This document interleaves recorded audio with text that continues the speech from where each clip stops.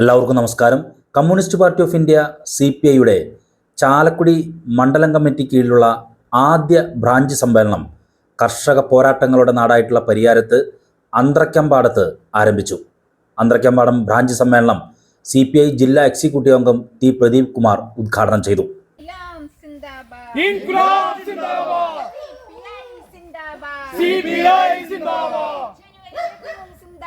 ജനുവരി 23 സിന്ദാബാദ്. Branch സമ്മേളനം സിന്ദാബാദ്. രക്തസാക്ഷികൾ സിന്ദാബാദ്.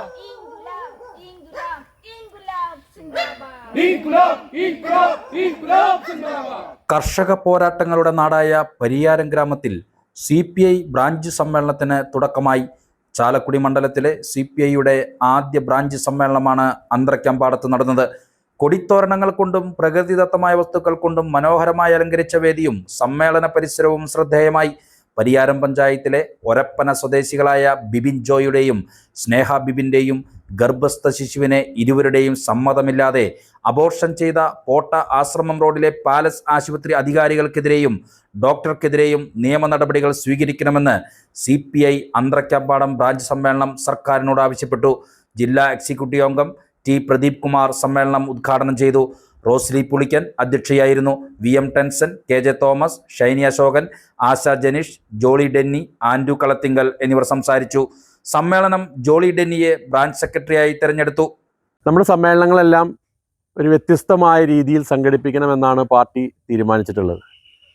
നമുക്കറിയാം, രണ്ട് തരത്തിലാണ് നമ്മുടെ സമ്മേളനങ്ങൾക്കകത്തുണ്ടാവേണ്ട കാര്യങ്ങൾ. ഒന്ന്, നമ്മുടെ പാർട്ടി കഴിഞ്ഞ പാർട്ടി കോൺഗ്രസിന് ശേഷം എടുത്ത നയങ്ങളെ സംബന്ധിച്ച്, ആ നയങ്ങളുമായി ബന്ധപ്പെട്ടുകൊണ്ട് നമ്മളെടുത്ത നിലപാടുകളെ സംബന്ധിച്ച്, ആ നിലപാടുകളിൽ നമുക്കുണ്ടായിട്ടുള്ള ഗുണങ്ങളും ദോഷങ്ങളും ചർച്ച ചെയ്യുന്നതിന് വേണ്ടിയുള്ള ഏറ്റവും സുപ്രധാനമായ വേദിയാണ് നമ്മുടെ സമ്മേളനങ്ങൾ. അങ്ങനെ പരിശോധിക്കുമ്പോൾ ഏറ്റവും സുപ്രധാനമായ ചർച്ചകൾ നടക്കേണ്ട വേദി എന്ന് പറഞ്ഞാൽ നമ്മുടെ ബ്രാഞ്ച് സമ്മേളനങ്ങളിലാണ്. ജനാധിപത്യം എന്ന് പറയുന്നത് തീരെ ഇല്ലാത്ത ഒന്നാണ് കോൺഗ്രസ് എന്ന രാഷ്ട്രീയ പ്രസ്ഥാനം. ഇതേ സംവിധാനം തന്നെയാണ് BJPയിലുള്ളത്. ഇപ്പോൾ BJPയിൽ തെരഞ്ഞെടുപ്പ് നടക്കുന്നതൊക്കെ നിങ്ങൾ വായിച്ചു കാണും. പക്ഷേ അവസാനം BJPയുടെ സംസ്ഥാന പ്രസിഡന്റ് ആരായിരിക്കണം എന്നുള്ളതിനെ കുറിച്ച് ഇപ്പോൾ ഇങ്ങനെ സമവായ ചർച്ചകൾ നടന്നുകൊണ്ടിരിക്കുകയാണ്. MT രമേശ് ആവുമോ, ശോഭാ സുരേന്ദ്രനാവുമോ, സുരേന്ദ്രൻ തുടരുമോ, അങ്ങനെ തുടങ്ങി പല പല ചർച്ചകൾ നടക്കുകയാണ്. ജനാധിപത്യപരമായ പ്രക്രിയയിലൂടെയല്ല ഇത്തരം ബൂർഷ രാഷ്ട്രീയ പാർട്ടികളിൽ അവരുടെ നേതൃത്വത്തെ തിരഞ്ഞെടുക്കുന്നത് എന്നാണ് ഞാൻ പറഞ്ഞു വന്നത്. എന്നാൽ നമുക്ക് അഭിമാനത്തോടുകൂടി പറയാൻ പറ്റും, കമ്മ്യൂണിസ്റ്റ് പ്രസ്ഥാനങ്ങൾക്ക് അവരുടെ ഘടകങ്ങളിൽ കൂടുന്ന അല്ലെങ്കിൽ അവിടെ ചേരുന്ന സമ്മേളനങ്ങളിലൂടെയാണ് നമ്മുടെ സമ്മേളനത്തിൻ്റെ ഭാരവാഹി സെക്രട്ടറി ഉൾപ്പെടെയുള്ള പദവിയിലേക്ക് ആളുകളെ തിരഞ്ഞെടുക്കുന്നത്. നമ്മുടെ ലോകത്തുണ്ടാകുന്ന ഏതു മാറ്റങ്ങളെയും നമ്മളെ ബാധിക്കുമെന്നത് നമ്മൾ ഇതിലൂടെ മനസ്സിലാക്കാൻ പറ്റും. ഞാൻ പറഞ്ഞല്ലോ, സ്വർണം തന്നെ ഏറ്റവും ചെറിയ ഉദാഹരണമായിട്ട് എടുത്തു കഴിഞ്ഞാൽ നമുക്കറിയാം, സ്വർണത്തിൻ്റെ വില കൂടിയത് ഉൾപ്പെടെ. അപ്പോൾ ഇങ്ങനൊരു കാര്യത്തിൽ നിലനിൽക്കുമ്പോൾ നമുക്ക് അതിനെ സംബന്ധിച്ചൊരു നിലപാടുണ്ട് കമ്മ്യൂണിസ്റ്റ് പ്രസ്ഥാനത്തിന്. എന്താണ്?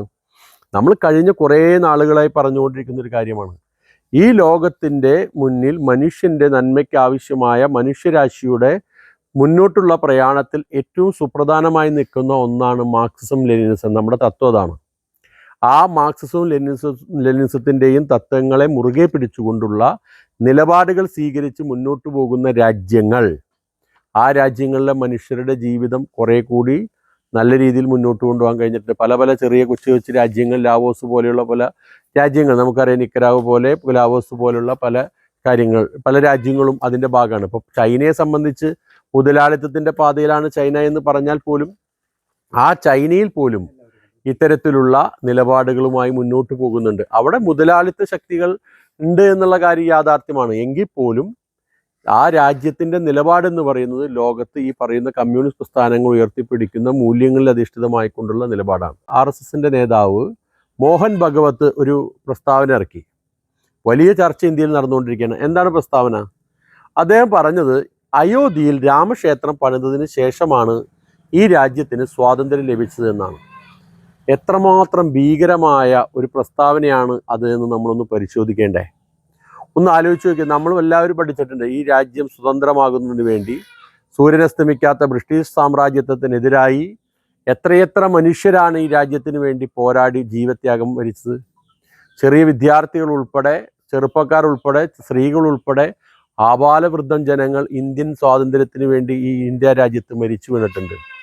എത്ര പേർ സ്വാതന്ത്ര്യ സമരത്തിൽ മരിച്ചു എന്നതിനെ സംബന്ധിച്ച് വ്യക്തമായ കണക്കില്ല. അതിനുമാത്രം ആളുകളുടെ ജീവത്യാഗത്തിലൂടെ നേടിയെടുത്തതാണ് ഈ രാജ്യത്തിൻ്റെ സ്വാതന്ത്ര്യം.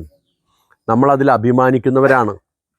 അങ്ങനെ അഭിമാനിക്കുന്ന ഒരു രാജ്യത്തിനകത്ത് ഒരു രാഷ്ട്രീയ പ്രസ്ഥാനത്തിൻ്റെ ഭാഗമായി നിൽക്കുന്ന RSSൻ്റെ നേതാവ് പറയുകയാണ്, ഹിന്ദു രാഷ്ട്രമായി പ്രഖ്യാപിക്കുന്നതിന് വേണ്ടി BJP നടപ്പിലാക്കിയ ഈ പറയുന്ന അയോധ്യയിലെ രാമക്ഷേത്ര നിർമ്മാണം അത് നടപ്പിലാക്കിയപ്പോൾ മാത്രമാണ് ഇന്ത്യക്ക് സ്വാതന്ത്ര്യം ലഭിച്ചത് എന്ന് പറയുമ്പോൾ ഈ രാജ്യത്തെ ഏത് തരത്തിലേക്ക് കൊണ്ടെത്തിക്കാനാണ് RSSും BJPയും ശ്രമിക്കുന്നത് എന്ന് നമ്മൾ മനസ്സിലാക്കണം.